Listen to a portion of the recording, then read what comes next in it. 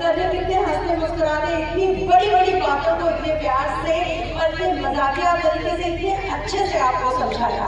मैं उम्मीद करती हूँ कि आप लोगों को वो बात बहुत अच्छे से समझ में आई होगी।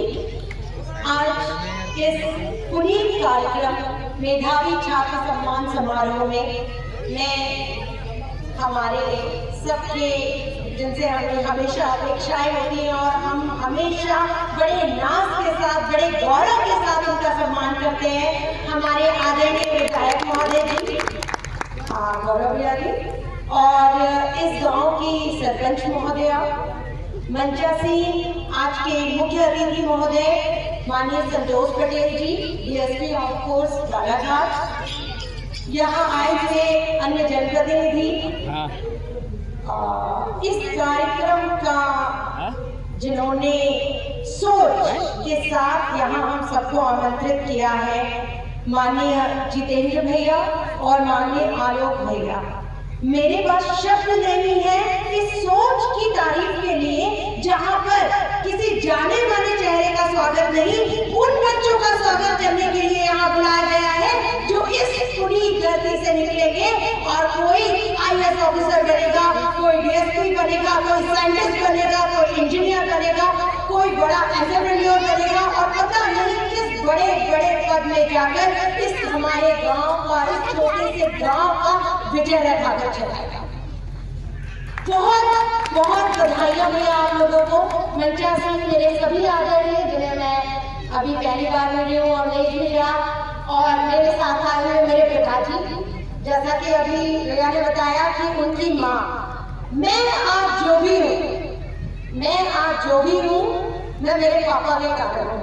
आज पिछले 7 साल से मैं क्षेत्रीय कृषि अनुसंधान परिषद मुजफ्फरपुर बालाघाट में कृषि वैज्ञानिक के पद पर पदस्थ हूँ।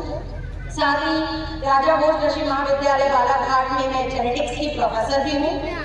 इस दौरान मेरे जितने भी, मैं कभी कृषि रथ में जाती हूँ, विकसित कृषि संकल्प यात्रा में जाती हूँ, बालाघाट के जितने दौरे होते हैं मैं अपने पापा के साथ जाती हूँ। मैं कहते हैं सभी अपने पापा के साथ आई थी, यहाँ भी आई। तो आज अगर हम जो भी हैं उसके पीछे एक बहुत बड़ा कारण है कि हमारे माता पिता ने हमें लड़का और लड़की नहीं, पहले मनुष्य समझा और हमें एक अच्छा मनुष्य बनाने की कोशिश की। तो मेरी आप सभी से यहाँ पर हाथ जोड़ के निवेदन है, आईआईटी, नीट, आप आईसीआर के एग्जाम्स निकालेंगे, आप किसी भी डिपार्टमेंट में जाएंगे, ये बहुत बड़ी चीज नहीं है। आप बिल्कुल निस्वार्थ भाव से मेहनत करिए, ईमानदारी के साथ, पूरे डेडिकेशन के साथ, डेफिनेटली आपको सफलता मिलेगी। अगर आप यूपीएससी की तैयारी करेंगे और अगर कहीं कोई चूक हो जाएगी, एमपीएससी तो निकल ही जाएगा। एमपीएससी नहीं निकलेगा तो बैंक में हो जाएगा, बैंक में नहीं होगा तो किसी और डिपार्टमेंट में हो जाएगा। नौकरियों की कमी नहीं है, पर जरूरत है इन सब चीजों को समझने के लिए अपने अंदर के नैतिक, जिसकी कमी हो रही है, उस नैतिक विचारों के संरक्षण।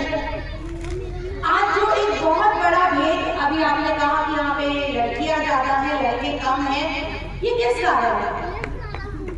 हमने तो ज्यादा खुलापन लड़कों को दिया, पर लड़कियां कैसे अपना विजय रख चला रही हैं? क्योंकि ये है अभाव का प्रभाव। जब भी लड़की घर से बाहर निकलती है उसको एहसास करा दिया जाता है कि तू लड़की। आज जब आप जाएंगे, कितनी भी, मतलब मैं इसमें लड़का लड़की की बात नहीं करूँगी, बहुत ही खुशी की बात है। और जितनी मेरी प्यारी बच्चियां और जो मेरे बच्चे जिन्होंने मेधावी का ब्रांड लेकर इस पूरे गांव का ब्रांड एम्बेसडर बन रहे हैं, उनको ढेर सारी शुभकामनाएं कि वो जाएं और इस गांव का नाम रोशन करें। पर नाम रोशन करने का अर्थ क्या? देखिए, मैं एक प्रोफेसर हूँ, तो मैं आप लोगों को कुछ छोटी छोटी सी चीजें, बहुत ज्यादा वक्त नहीं लूंगी, हमारे माननीय विधायक महोदय जी भी हैं, पर बेटा मैं आप लोगों को कुछ छोटी छोटी सी टिप्स बताना चाहूंगी। मैं एक तो सबसे पहले जब हम प्रतिभा सम्मान समारोह कराते हैं तो जितेंद्र आलोक भैया कोशिश किया करिए कि इन लोगों की करियर काउंसलिंग भी हो।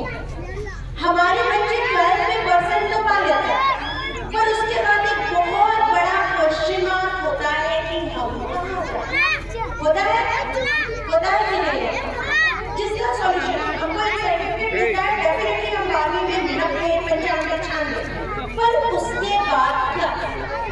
क्योंकि हम जब जिस स्थिति में है उसकी तैयारी हमको पुराने 4 साल पहले से करनी है। और कभी भी जूनियर में शिकायत नहीं करना कि हम छोटे गांव में है या हम कोटा में प्रोटेक्शन करने नहीं गए, हम विशाखापट्टनम नहीं गए, यहाँ नहीं गए, वहाँ गए। ये बात याद